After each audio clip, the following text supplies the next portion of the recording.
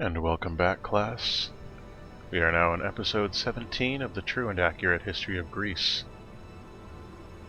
I know I mentioned that this would be the final episode, but as it turns out there's just a little too much footage left in the archive to leave it off here. So we're going to have a short episode 18 after this. So when we left off, Alexander had declared war on the entire world, proclaiming that if the world was capable of defeating him, then he deserved that defeat. So, right now, he is in the middle of essentially trying to take over Japan, and Nobunaga's not happy about it, because Alexander's mechanized infantry, a logical evolution of his companion cavalry from ages and ages ago, is just running roughshod over Nobunaga's forces. Here we see the Battle of Satsuma, which took all of 2 years to complete, thanks to the powerful destroyer that Alexander reluctantly sortied, and the masses of troops that he had built up in the interim in preparation for this battle. Now you can see the mechanized infantry took a hit there, but Alexander had plenty more where that came from and was determined to get into Satsuma in 2025, and he did.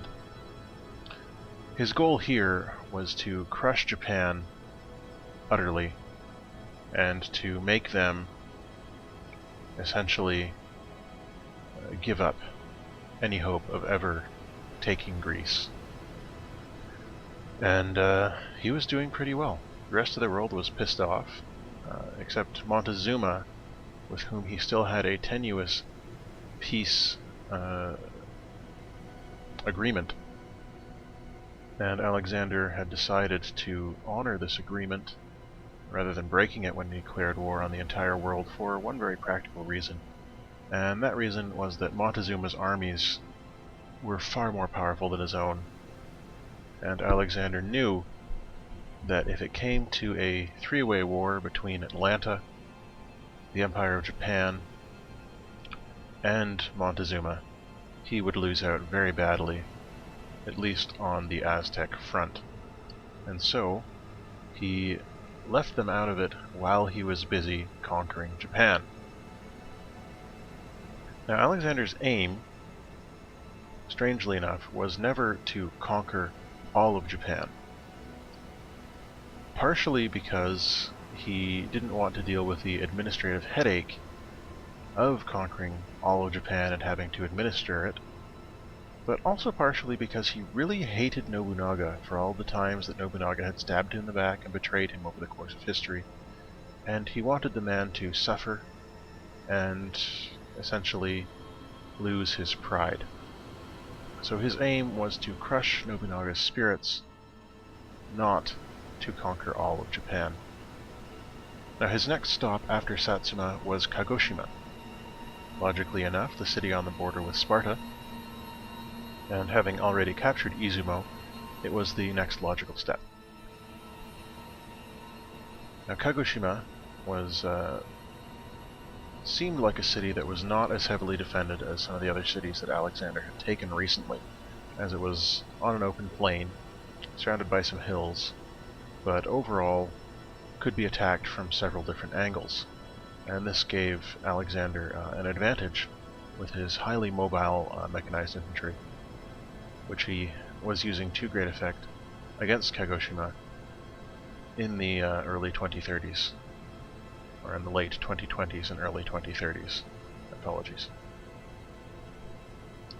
Now, as we're watching this play out, you can see that Satsuma, newly captured, is doing an excellent job of fighting off attacks from Kyoto, the capital, and the guns there are doing an excellent job of softening up Kagoshima for the infantry. And there another parry thrust by the Russians and the Americans, both seeking peace, and both refused. He was a proud man, and his aim, as we said, was to crush Japan first and then move on to the rest of the world.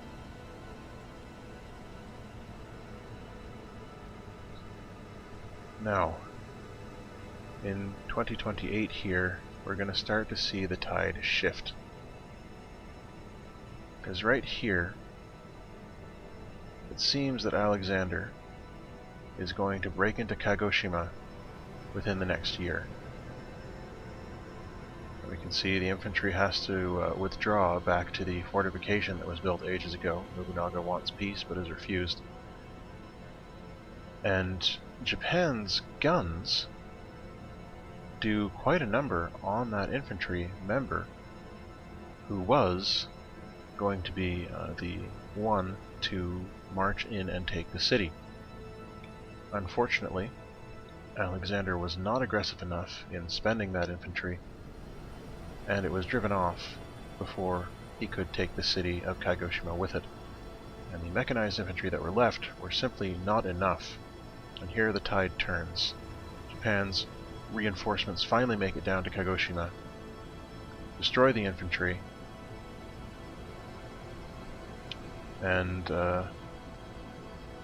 go after Sparta again, but are thwarted at least in that effort, even though they are able to destroy the guns which have been brought to bear on Kagoshima. Now an impossible target. Unfortunately, Alexander had to give up on that and turn his attentions elsewhere, which he does in 2035. Now, while we have a little bit of a break from the major war action here, I would like to take a moment to talk about some of the interesting things that we're seeing right now in our timeline, particularly in Libya. Now, as you know, in Tunisia and Egypt, which we discussed earlier, the rulers of those respective countries, the despots, the tyrants, were forced by the people of those countries to resign, to step down. And that movement has spread through the Middle East to Bahrain and to Libya. And nowhere is the danger of having a lifelong ruler more evident than in Gaddafi, who is literally a raging madman. I urge you to look at the television address that he released earlier, and any of his television appearances recently, really, in which he claims that the protesters in Libya are greasy rats, or tools of the evil American empire, or of the evil West, and that the real people of Libya need to stand up and fight against them, or he is going to start purifying Libya house by house, which sounds terrifying, especially as he still has much of the military on his side. So Gaddafi hopefully is not going to be much longer for power, but hopefully in that time we are not going to see more people massacred in Libya. Already many hundreds have died. As well in New Zealand, we've seen a lot of death after that shocking earthquake, which took the area by storm. So those are some things to be keeping an eye out for in the news. I urge you to be paying attention to what's going on in the world, as it is important to what's happening with you. And speaking of lifelong rulers, despots, and tyrants, in 2035, Alexander turns his attention to Tokyo, which is perhaps the proudest city of Nobunaga's holding. Tokyo is cosmopolitan. It's a capital of innovation, of commerce, and it's very popular in terms of its fashion districts as well. And Alexander decided if he couldn't have Kagoshima and then Kyoto, he would move down from Tokyo instead, strengthening his position in the north. Now this was a bloody battle. Battling down from Corinth and over from captured Satsuma towards the guns, as there was a great general stationed in Tokyo at the time, making every battle more difficult.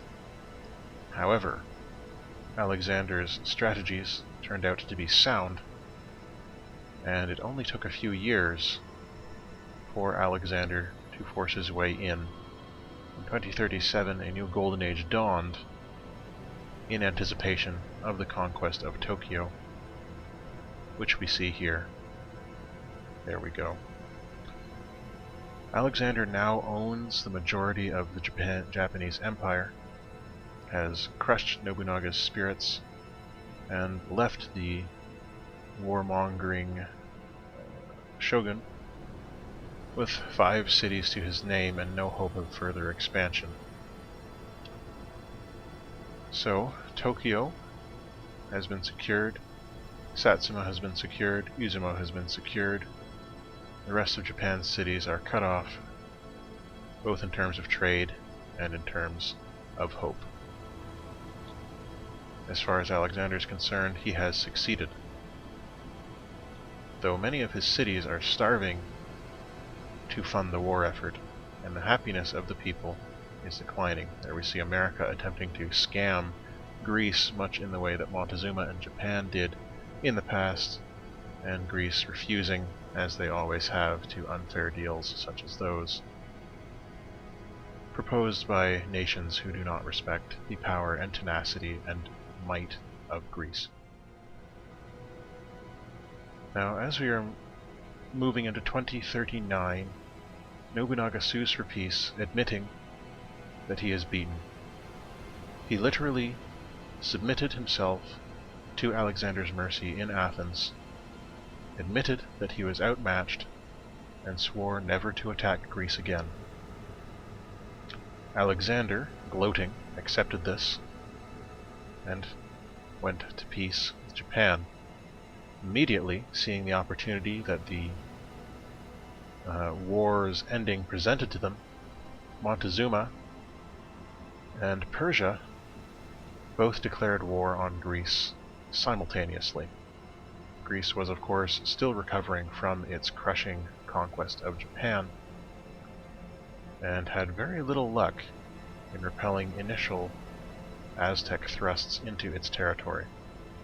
Most of its resources had been exhausted in taking Satsuma and Tokyo, and Montezuma had only been building up his power during that time. As you may recall, Montezuma's empire is vast, his power is great, and he is no doubt the most well-supplied man on this continent. He has access to aluminum, he has access to coal, where Alexander had access to neither, and thus was unable to make many of the more advanced units that he would have liked to create in order to create a more effective and dangerous war effort against Montezuma. Here we can see Tula under siege from the fighter jets of the Aztec, which could not be matched by anything in Greece's arsenal, as they lacked the materials to construct them, though not the know-how, which was very frustrating for the leader and the people of Greece as they grew more and more disenfranchised with this global war. Paratroopers had to be sent in across the channel in order to shore up Knossos, Tula, and Melanelco against the attacks over from Xochicalco and up from the other Aztec cities. Now, as we're watching this play out, I'll just take a note that I have isolated those glitches that we saw back in the last episode of those strange visions of some space station and some kind of medieval-esque setting, and I have found that they are actually sub-programs of this Greek historical simulation. I'm not sure of the exact connection between those simulations and Greece yet. However, it would appear that one of them details Alexander's adventure, though it's strange that such a thing would happen, seeing as Alexander was not existent in such an early time as is depicted. And what I would like to know is if you would prefer for me to explore the ancient dark history simulation or the future simulation. So leave a comment below if you'd like us to look into the deep dark past or into the unexplored future. Until next time, all the best.